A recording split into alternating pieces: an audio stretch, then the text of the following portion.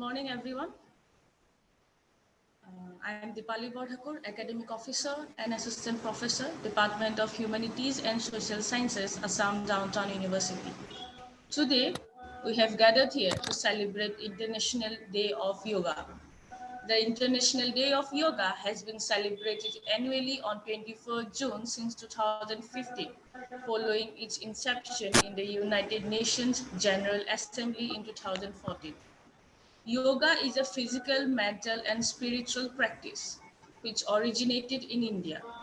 The Prime Minister Narendra Modi, in his UN address, suggested the date of 21st June as it is the longest day of the year in the Northern Hemisphere.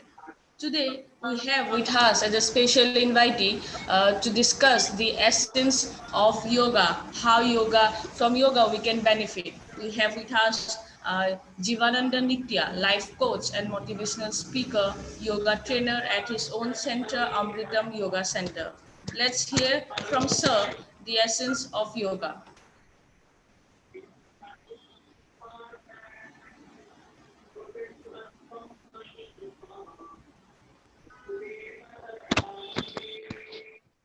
Hello. Hello. Yes, sir.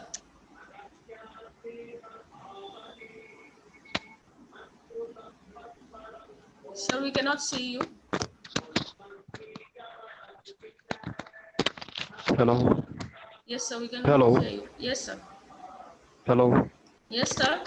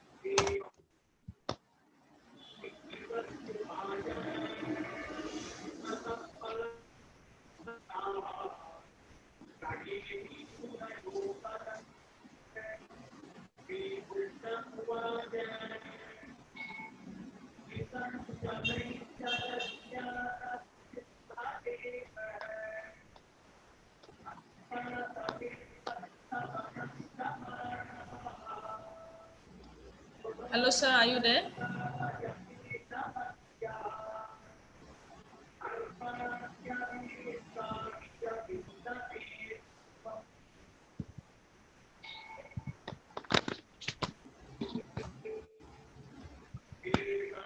Hello? Hello.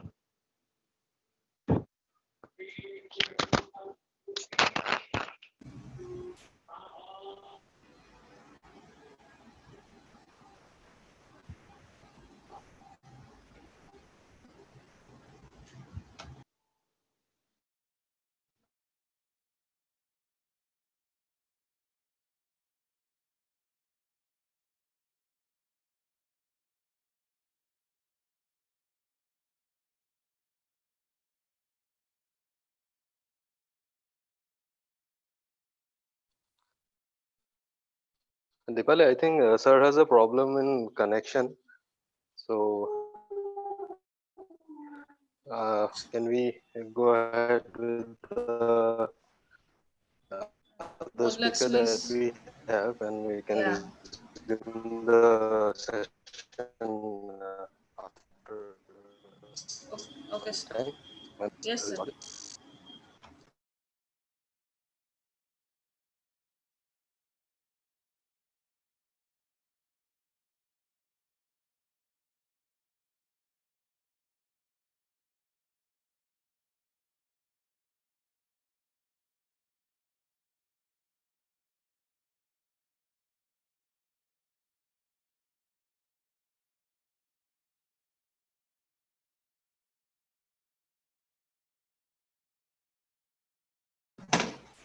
Uh, Jivananda sir just called me. He had some technical issue, yet he will try one more time. So let's Wait for some seconds. If it doesn't work, then we should go to our Hello. next. Hello, yes, sir. Hello. Yes, sir, we can hear you. So, morning everyone. So I'm Jivananda Nitai, your yoga instructor. So I'd on this very auspicious National Yoga Day. So I'd like to offer my good wishes and prayers to all of you, family of Downtown University. So here we are to celebrate the 6th International Day of Yoga. So although the world situation is not so much favorable, but uh, at least today we are fortunate to have this technology to connect us. So uh, yoga is not now something that physical. So we can connect ourselves for yoga on any platform. So I'd like to thank uh, all of you to invite me with in this great function. So today now, as yoga experts, I you will perform demonstration yoga. So I would like to explain more on the aspect of asanas and especially mind management, because now many are going through different phases of psychological health. So due to this pandemic, so we need some support, and yoga has very nice support, psychological support. So I'd like to offer some tips. So how can we personally, wherever we are at now, so we can use those techniques so that we can have a balanced mind and we can get over our anxiety, depression, fear. And so basically yoga, most of the people, they understand that yoga means only asanas. But yoga is not only asanas, it has got eight aspects, or we can say limbs of asana. So eight different things. So when we practice asanas, so we have to practice some part of all the aspects. So like most of the people, they know only asanas. Yoga means and pranayam. Some those who are very sincere, they say pranayam, and especially after Swami Ramdev came, he popularized. So we practice yoga and pranayam, asanas and pranayam. So, but except asanas and pranayam, another six limbs are there in yoga. So we have to know something about all those aspects so that we can utilize them too. Because yoga is not only asanas and pranayams; it has got other subtle things too. So another aspects are like before starting yoga and pranayam and asanas. So we have to know certain principles. They are called yama and niyama. So yama and niyamas, some certain moral principles. So after that, asana comes. Asana is different physical postures and external postures are there, and some internal actions are also there, which are called mudra. And after that, pranayam. Pranayam means expansion of our breathing. So breathing helps us to control the whole air inside or outside our body. So actually, yoga starts. The main uh, aim of yoga, the basic practicing yoga, is to control the mind. So we can use the mind to focus, to meditate. So we can connect our link That is the very yoga to connect so with our inner spirit nature and with ultimately our spiritual connection with God. So first we have to balance our body. So for balancing our body, so there are different mainly three elements are there. One element, the most vital element is air. So through pranayam we can manage our air, we can you control our air, and air controls all the inner functions of the body, like starting from our muscle movements, then even ear has got in touch with our spirit, that soul, and the ear is also connected with our mind.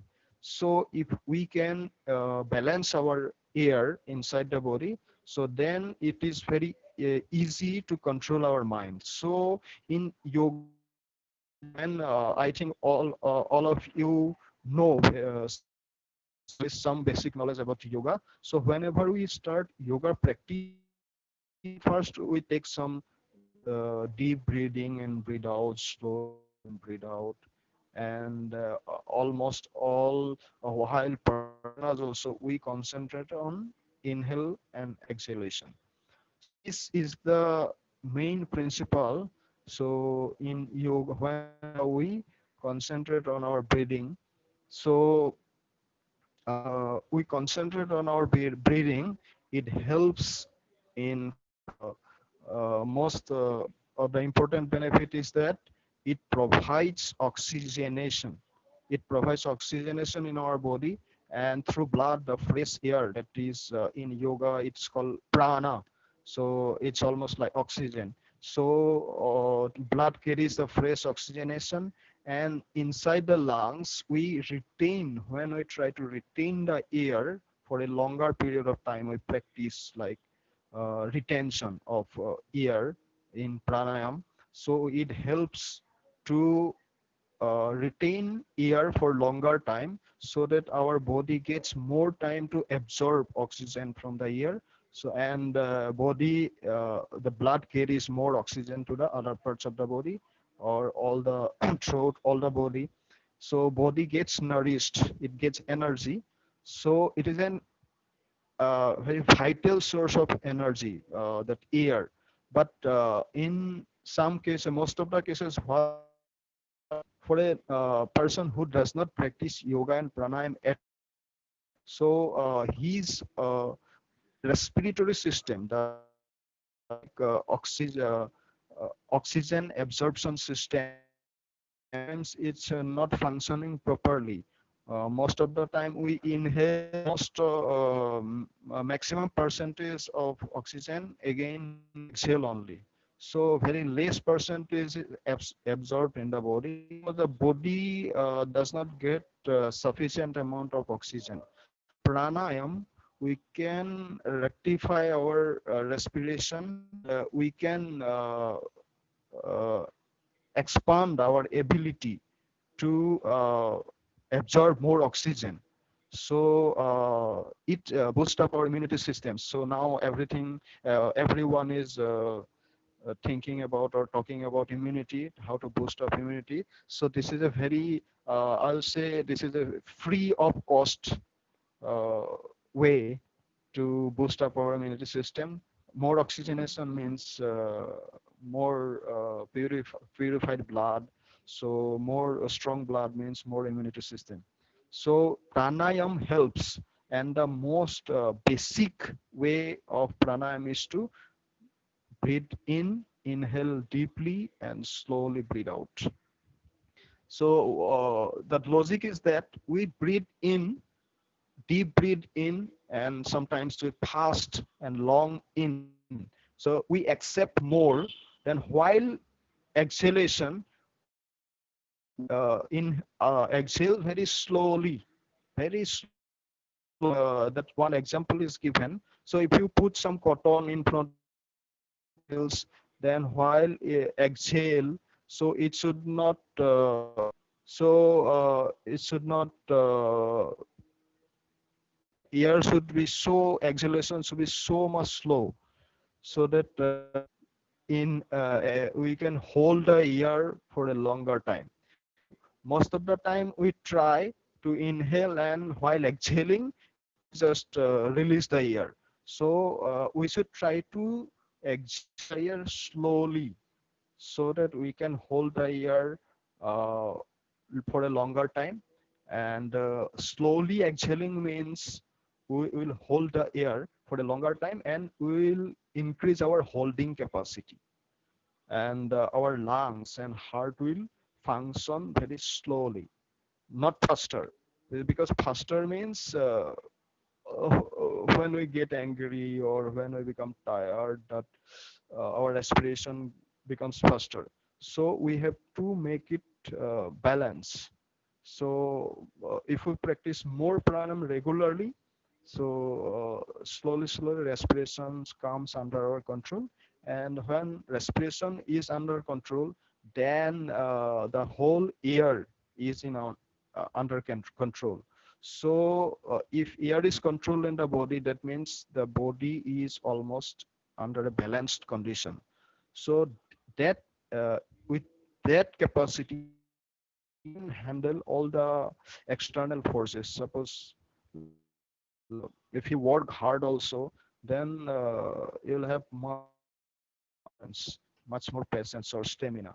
So whoever practice pranayams every day, but pranayam should be practiced under guidance, because even all the asana and pranayam and all the aspects of yoga should be practiced under someone's guidance who knows, uh, especially for the aged persons who might have some kind of disease or some other kind of problem. So for them, we have to take some precautions so that it may not create some other disturbances. So this is the starting of mind control. So first, I am telling one simple techniques for everyone, and it is very safe. So even those who are not practicing yoga also, and they can practice this thing. So the tip is that we have to sit down uh, anywhere you can sit down, maybe outside, home, garden, maybe sometimes at office or wherever we are. So we can practice like when we get tired or we are exhausted or we need some extra energy. So in the morning time also, at daytime, in the afternoon, evening. So whenever necessary, we can practice these tips. So we have to sit down, and if necessary, even on walking also we can practice. So inhale very slowly, like normal inhalation. It should be deep, long inhalation. And we have to exhale very slowly, slower than inhalation. Exhalation should be slower than inhalation. And if we are willingly practice this technique, then we must be sitting somewhere. So we when we exhale and inhale, we have to concentrate fully on breathing, nothing else. Try to feel the breath in every fraction. So only concentrate on your breathing. Slowly inhale, then exhale, inhale and exhale, inhale again slowly. So we try to focus, or we try to concentrate on our breathing. Then slowly, suppose for any reason, if our respiration goes faster, but immediately we can bring it down to a normal state. And this is very beneficial for those persons who are having high hypertension or BP, like and those who are very anxiety prone. So who is having more tendency to go to anxious anxiety, so they can use these tips. It is, and even it helps to reduce fear. So fear is connected to anxiety only. So for any reason, if we get fear, can use this tip. This is very useful. Or like suppose someone is very nervous before exam, or going to face any interview or any person. So if he is practice for some time, or even while going also we can practice while sitting in the examination center or anywhere, people going to meet a doctor or anyone where there is a chance of getting any kind of anxiety, so we can practice this tip. So this is the very simplest technique in yoga, and this is the most beneficial. So it helps to even control the mind if we practice regularly. So most important aspect of yoga is practice every day and regularity is the secret of success actually. So and uh, then after if someone is interested to go more higher into mind control, then he can have some kind of more techniques are there in yoga, like asana and pranayam. Then we can go more higher. So mostly people don't talk about all these aspects, but today is a yoga, and these tips are very useful for us. So I would like to say those aspects also. So after yoga and pranayam, so I would like to also add that pranayam, there are 4 5 like total 8 kinds of pranayams which normally we use, and six are all 6 kinds of pranayams uh, are useful. uh, I think today there is not so much time to explain all those pranayams, but I think almost all of you know from our very famous Swami Ramdev ji that normally he is popularizing pranayam like Kapalbhati. Although Kapalbhati is not considered as a pranayam, but most of the people practice. So Kapalbhati is a kriya actually. It's a cleaning process. Then after Kapalbhati, we do Onulum Vilum. Onulum Vilum is for cleaning our ear channels. So it cleans up all the congestion in our ear channels, and then our body is prepared to practice higher kind of pranayam. So a higher kind of pranayam means when we retain the air inside the body. Normally in Kapalbhati we don't retain air, then Onulom Vilom no retention. Then after that some pranayam like Ujjayi pranayam is there, then Sitali pranayam is there, then Suryabhit pranayam is there, then Bhramari pranayam is there. So Bhramari pranayam, very useful for hypertension and anxiety and our ENT system, ear, eye, throat. So like that, there are 8 kinds of pranayams are there. So all these pranayams, so we retain the air, and for the new learner, retention is very difficult. So gradually we practice slowly. So after that, we will be able to hold the air. So we need some guidance during that. So these are the pranayam. So after pranayam, we have dhyan. Mm, so after that, we have meditation, and in between pranayam and meditation. Okay. So after then we start meditation. So there are all of you know that now in India, even in outside also, there are so many thousand different varieties of meditation has come up. So we try what we like, or what is the very popular system of meditation. We almost all of you, I think, practice some kind of meditation. But I'd like to say that we actually, meditation is a very natural process. So we practice meditation almost, I think, every day we practice meditation, and it happens automatically in. So normally, in when we try to yoga meditation, then we sit properly, then we try to have kind of object and try to concentrate on that object.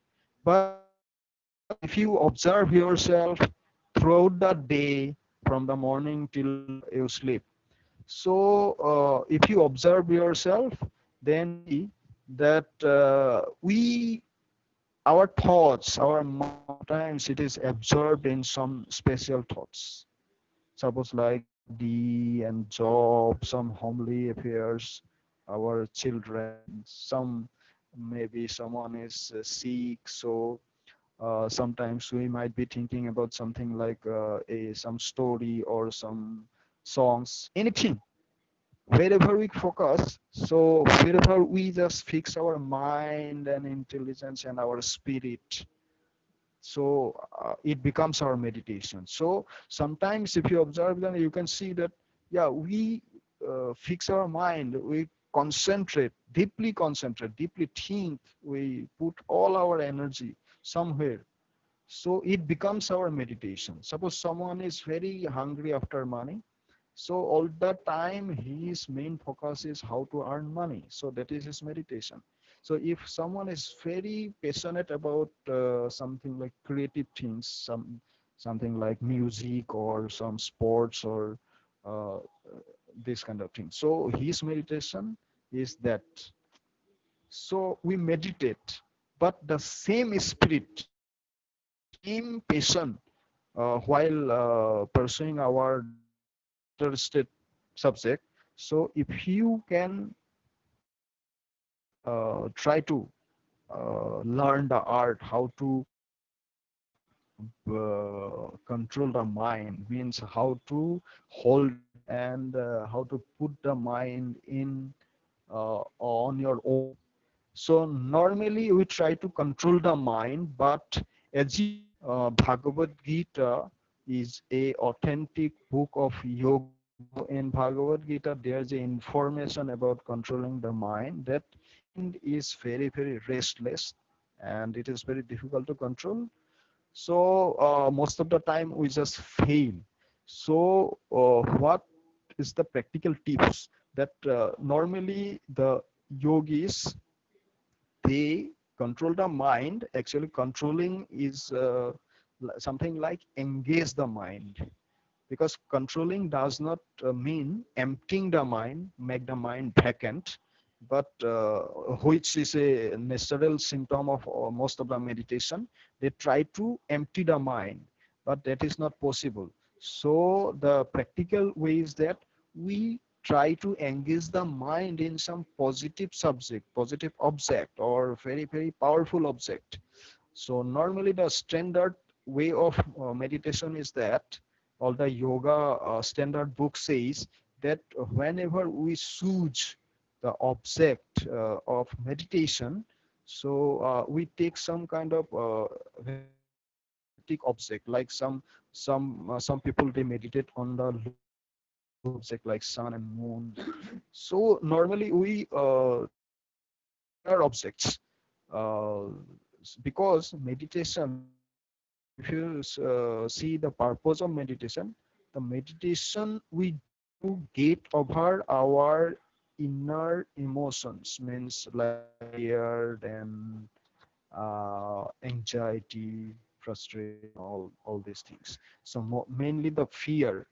So the fear aspect is more important. So if you want to get fear, so then that object should be fearless, means it should be able to invoke fearlessness inside us. So that is the object of meditation. So when we choose some object, that object should be so much powerful that it should be able to give so much positive energy, so that all the fear and hopelessness, anxiety, everything just goes away. So that's why the yogis used to choose all the natural things like natural forces, like natural source of energy, like sun is the most powerful natural source of energy. So we meditate, try to meditate on the sun, not directly on the sun, because sun is present inside the body only. So there is like some this Surya Namaskar. In yoga, there is Surya Namaskar. So we invoke the energy of sun inside the body. So the pancreas is called the sun gland. And then we have Surya Bhed Pranayam. Surya Bhed Pranayam means to activate the right nostril of our exhalation respiratory system. So it is connected with our the sun glands only. So like that we invoke sun inside the body, so it destroys all the negativity, all the disease, and it gives energy and all positive, even the spiritual strength. So those who are very sick, if they practice Surya Namaskar and all Surya Bhed Pranayam, so he gets energy. Slowly he gets energy, he can revive his health. So like sometimes we, for like mental peace and mental if we want to control our mind, we want to try to create peace inside the mind, so we meditate on moon. So moon is connected to the mind. So sun is connected to our digestion, and moon is connected to our mind. So we moon is very cool. So we do like moon. This Chandra Namaskar is also there. Like Surya Namaskar, there is Chandra Namaskar, which is practiced in the evening, and Chandra Bhed Pranayam is also there. That very cools down the mind.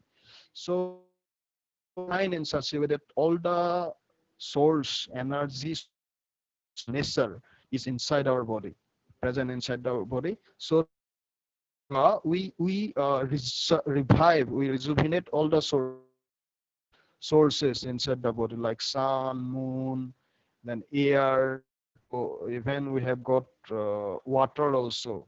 So all the external elements of the air is present inside the body. So through yoga, we try to keep balance. We try to bring balance all the in all the elements. So this is called health.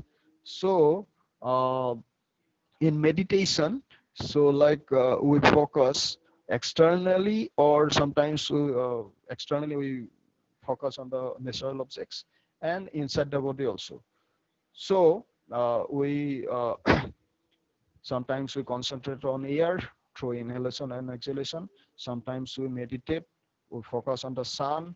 Like while we meditate, we focus on the sun means we can focus on sun through our pranayam also, Chandra Khurjavet pranayam, or sometimes whenever we try to focus directly, then in between our eyebrows, that is a place of third eye. So we just imagine the sun, and then slowly we try to focus on the sun illumination.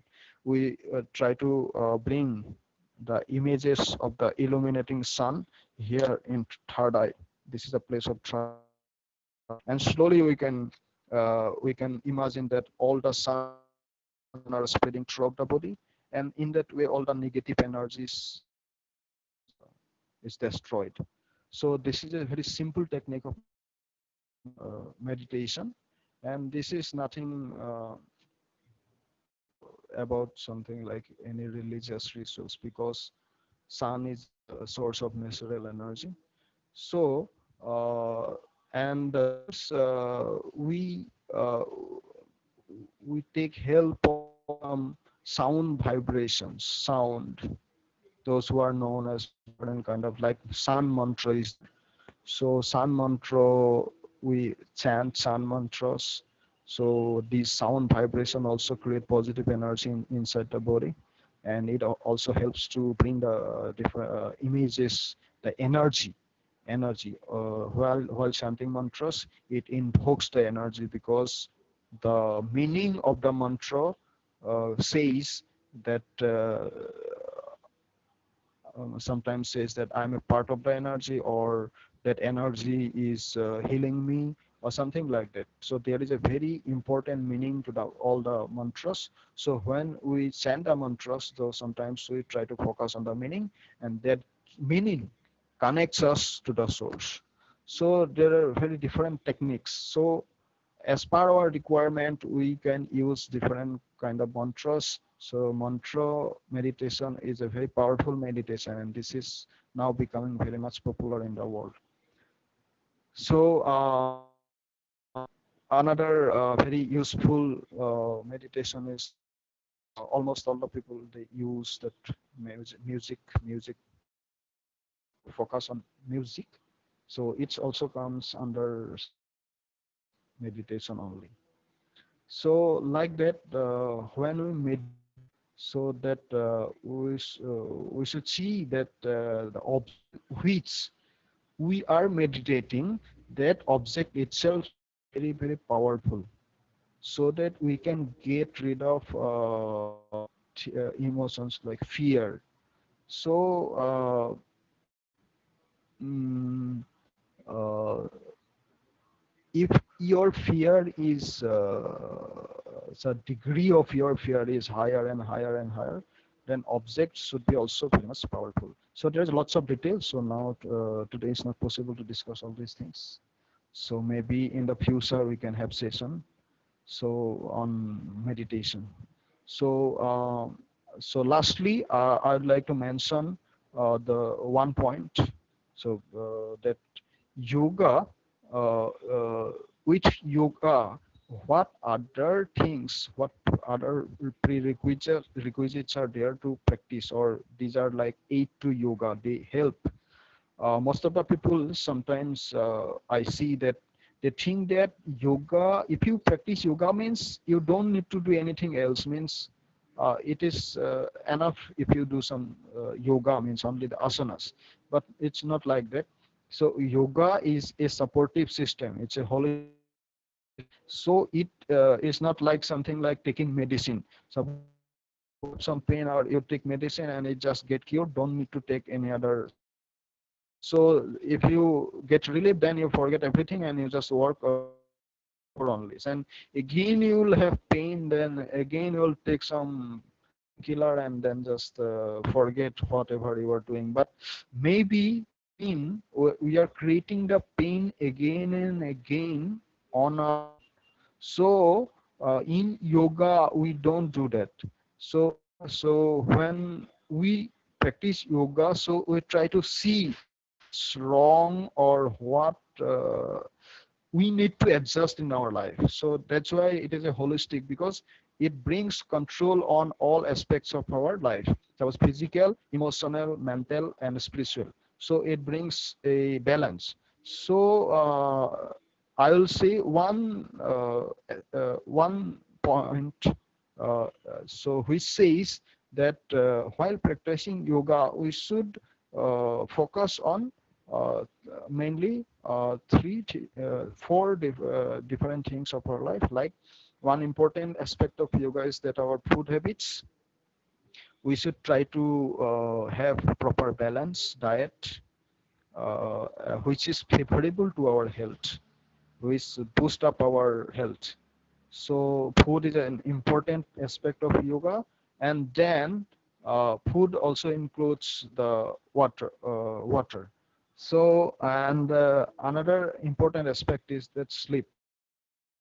So now sleep has become a very points in the life of modern people. So sleep is very important. If you don't sleep properly, so